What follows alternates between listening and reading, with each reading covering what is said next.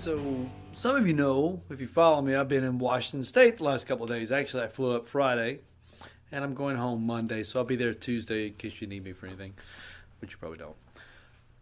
But what you don't know, because I've not really shared it publicly on Facebook, is why I came to Washington State. Now, yes, my kids live here; they're adults, and I enjoy getting to spend time with them. But that's not why I came this time. I came because a young man who was very much a large part of my family, same age as my daughter, was always in my house, lived in our neighborhood. He passed away. And his parents asked if I would come to the funeral, and obviously I said yes, and so I came up. So I actually recorded that message, if you will. So what you're going to see next is I literally took the phone, and I didn't want to set a tripod up and make it just look all, oh, he's recording himself. So I laid the phone down on the podium so you can get a view that's about like this as I'm talking to the crowd, right? But I wanted to share with you the message that I shared in this funeral.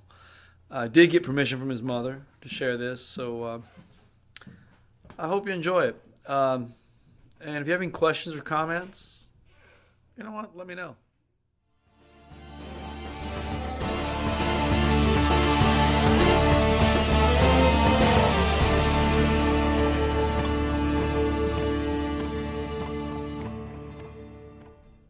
Immediately in my head, I began this. I began thinking about this. You see, Tyler was unique to my family because we all lived in the same neighborhood. You know, the kids went to school together, they played together. Our house was a Kool-Aid house, is what I always tell people. You know, it's where all the kids gathered. We were at corner lot, we had a cooler in the back from the patio. All the kids knew they could just come in there and get Squeeze-Its or sodas or water. I mean, it was nothing for Tyler and some of those kids to just walk in the house and open the fridge and get something to eat. That was the house that we had, and he was, although there were a lot of kids that came and gone, that came and went, excuse my grammar, that came and went, he was one of the constants. He was just always there, off and on throughout the years. So when Kathy and Brent called me that night and asked if I could come do this, it was no hesitation. I absolutely wanted to be here. This is a horrible thing, and I don't know if I could have put it more succinctly than that. Death is horrible. One of the things that death reminds us of is that life isn't easy. You know, there's all sorts of books out there on how to be happy and all sorts of books out there on how to be joyful. Well, life's hard. Life comes with pain, life comes with heartache, and life comes with the loss of a loved one. And we grieve. And we don't want to grieve because we don't like grief. I would say, go through it. Embrace it. Let those emotions within you do what the divine, the Creator, what God has created those emotions within you to do. Don't fight them. Let it go. One of those emotions is anger. We're angry at God. Now, we're taught a lot of times in our Judeo-Christian world that, oh, you can't be angry at God. Don't question God. Well, you've not read the scriptures, have you? Because Jacob literally wrestled with God, and his name was changed. It was changed to Israel. Did you know that the name Israel means he who wrestles with God? The chosen people. God chose a people who were willing to go to the mat and wrestle with him. Abraham argued with God. Moses argued with God. Job questioned God. These were men and women of great faith who got angry and argued and questioned. So it's okay.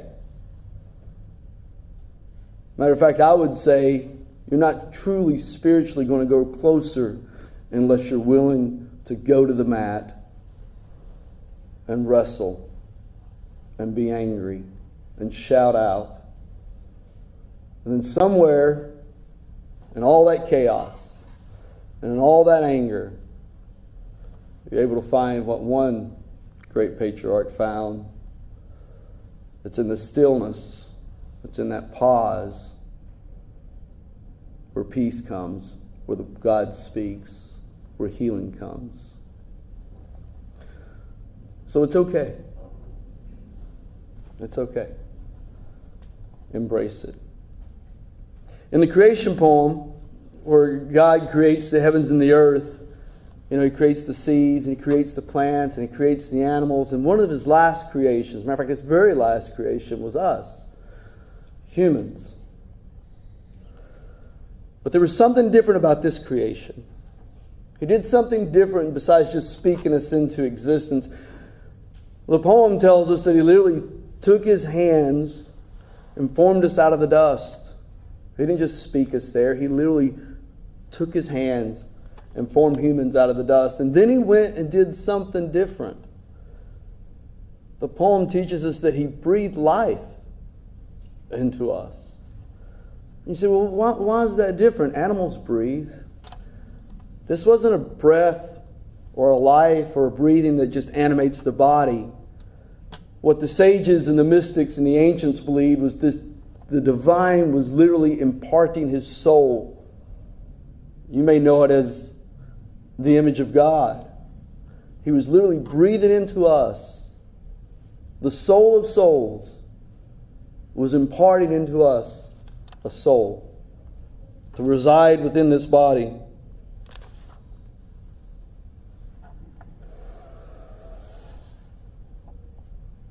Part of that idea is that although the soul resides within this body, and we already talked about this, death comes. And one day, that soul returns to the soul of souls. And today, we are here to recognize that that divine part that was within Tyler, that was Tyler, that divine soul has returned. Tyler's last few years were, well, a lot of Tyler's life was difficult. I mean, you knew him. I knew him. I told Kathy the other day, I said, when Tyler was good, man, was he great. He had that mischievous smile, that Misfits hoodie. But when he was good, he was great. When he was healthy, he was great. There was something within his eyes. There was something within... He could have that gentleness about him. There was days that he would sit outside, and my son was just learning to skateboard, and he was like a bigger brother out there showing him how to do a kickflip, out there showing him how to do a nose grind and some other things. There were days when he would be there playing Wii, Mario Kart. When he was good, he was great. I saw that divine kindness that was in him. But like you and I, Tyler had demons. He had things he wrestled with and he struggled with. And the difference between his and maybe mine or yours is you haven't seen mine. So who was Tyler? Well, that depends on who you are and when you met him in life. You see, we all view each other through the lens of our own experiences. And as a result, you don't really get a full picture of who someone is. If you meet me at a good part of my life, where I'm kind, I'm gregarious, I'm always telling a joke, yo, that's a great guy. If you meet me at a very bad part of my life, you don't want anything to do with me. And you judge my whole life that way. We do that to ourselves as well, right? We get into that dark spot and we believe this story about ourselves that's not true. One story keeps coming to my mind over and over, and I have done a lot of funerals, and I've never shared this passage of Scripture in a funeral. But I couldn't shake it. Jesus tells this story about a son who goes to his father and he's like, look, I want to go out on my own. I want you to give me my inheritance. Basically, he's telling his dad, you're dead to me. I want my inheritance, and I want to go. I want to go do my own thing. So his dad, who could have been very highly offended and very vengeful, said, okay, here's your inheritance. So the guy goes on and he lives this life of extravagance. He does a lot of things, and before too long, his life starts to fall apart. It starts to unravel. He's living in a hell. And he finds himself literally, feeding pigs. And remember, Jesus is telling us to a Jewish group of people, and for them to be around pigs is a horrible thing. They're very unclean. And this guy finds himself in the most horrible condition he can be found in. And he tells himself, I'm nothing, I'm worthless. He's got this entire story of who he is. He said, but if I could just go back to my dad's house and maybe get a job as a servant, then I can at least live. And I don't have to live like this. And so he makes this long journey back with this story about who he is. See, he's got his life that he's viewing through this lens of his own experience. And he's going to go back and beg for his position. Well, on his way there, his dad sees him, right? His dad takes off running. And before the guy gets to say a word, the dad embraces him, puts his ring on him, gives him his robe, brings him back into the family. Because the dad saw him in a different story. This is my son who's returned. The beauty about that story is that we're all there. We tell ourselves these stories about ourselves, but our divine sees us differently. Our divine has a different story of who we are. So when you're around people, or even at yourself, and you're down in that depression, you're down in that anxiety, understand that within you, the divine sees a different you, sees a better you. The divine sees a life that can be loved, a life that can have happiness, a life that can have joy. The father in this story saw him for who he really was, and not for the story that he told himself. And the same is true of you, of me, and of Tyler. I mean, when I look at the whole of Tyler's life, I can't say, oh, this happened and therefore. Because I knew Tyler in the good days. One of my favorite memories is him and my daughter had graduated high school. Kaylee had gone on an adventure. We'll call Tyler's an adventure or a journey as well. And they had both came back. And I was having a party for my daughter to come back. And I invited Kathy and Brent and Tyler and all of them over. It was a good night. We laughed. We told stories. We had memories. It was a good night. At some point, we all struggle with our story of who we are and why we're here and even why do I even continue.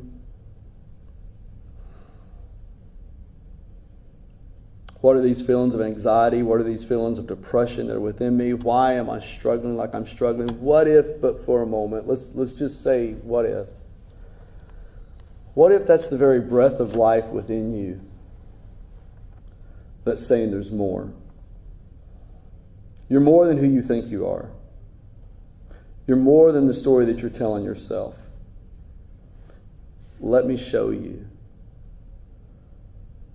What if that soul of souls is speaking out to the soul in which He's breathed within you and said, there is peace, there is joy, there is love and happiness in this life. Let me show you how to experience it. Let me show you how you can embrace it. And what if it's saying, storms are going to come, right? Bad times are going to happen. Let me show you how to endure them. Let me show you how to get through them. Let me show you that I have breathed who I am within you, and that all you ever need in this life, you've already had. Just like that prodigal son who returned. It was his all along. All that his dad had was his all along. He was a son all along. What if those feelings of depression and anxiety is basically the soul of souls saying, draw near to me and let me show you what I've had within you all along. Because storms are going to come. Loves are going to be lost. Jobs are going to be lost. People are going to die. And within us, that soul of souls has placed the ability for us to endure, for us to love, for us to share. The sooner I'm of the belief that you and I can learn to embrace the divine essence that is within each of us, the divine essence that is within each of us, not only are we able to endure the hardships of life, not only are we able to embrace the joys and the love of life, not only will we be better for it, but those around us will be better for it. And when those around us are better for it, our community is better for it. When our community is better for it, the world will be better for it. Another passage in the Scriptures, in James, talks about life is just a mist. If you look at a life as young as Tyler's, 27, he's gone, and you're like, that's nothing. Some people have worked in a job for 27 years, and you just like, it just went by like that. I've raised a child that's 27, and it's gone by like that. Life is a mist. It's short. And I would tell you it's too short to ignore that divineness that is within you. But the sooner that you and I learn to embrace that, the better off we be. The Stoic philosophers had this Latin phrase called memento mori.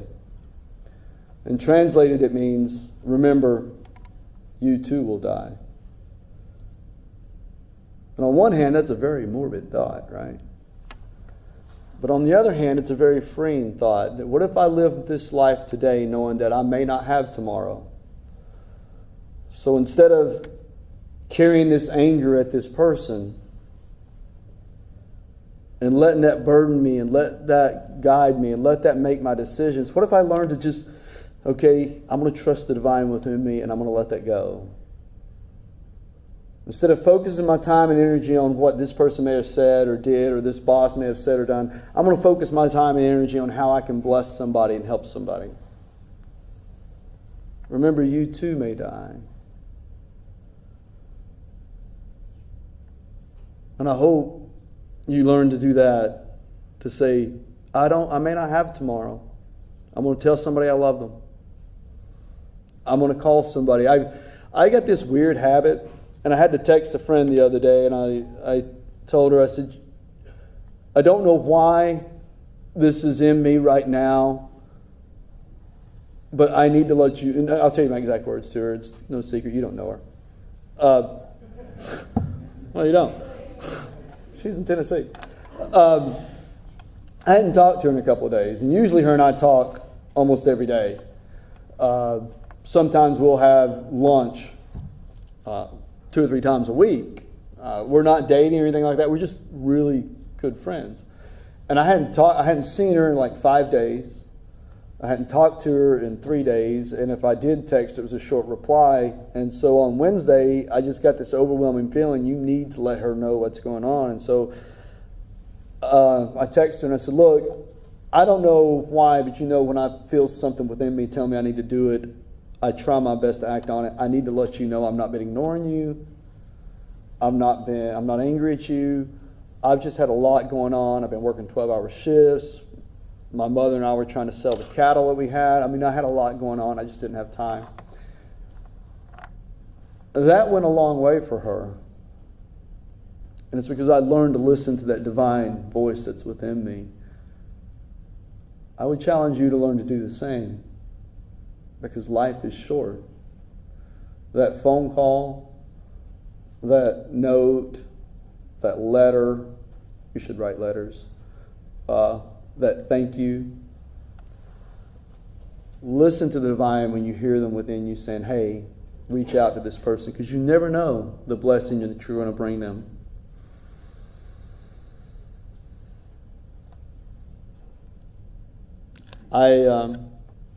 Like I said, I had a lot on my mind when it came to this. I've had a lot of emotions about this.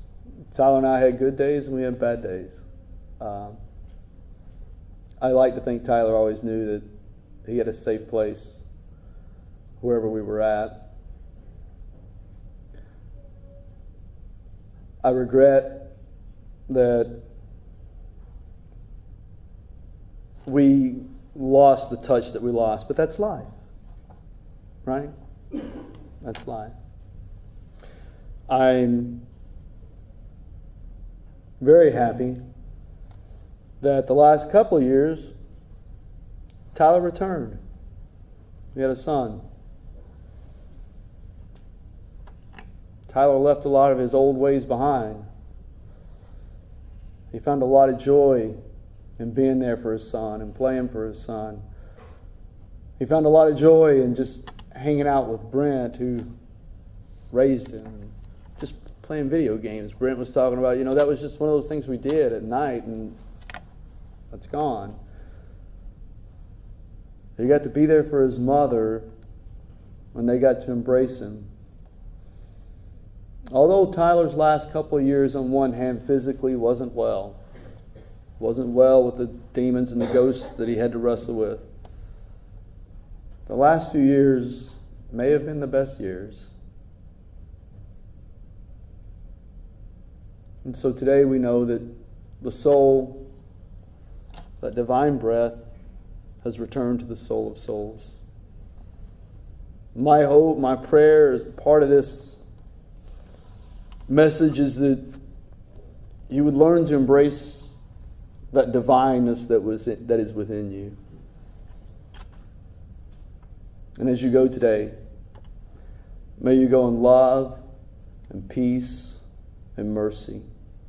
May you be willing to wrestle and argue and question. And may you hear that still small voice guiding you to who you were divinely created to be. Amen. And God bless you. Thank you.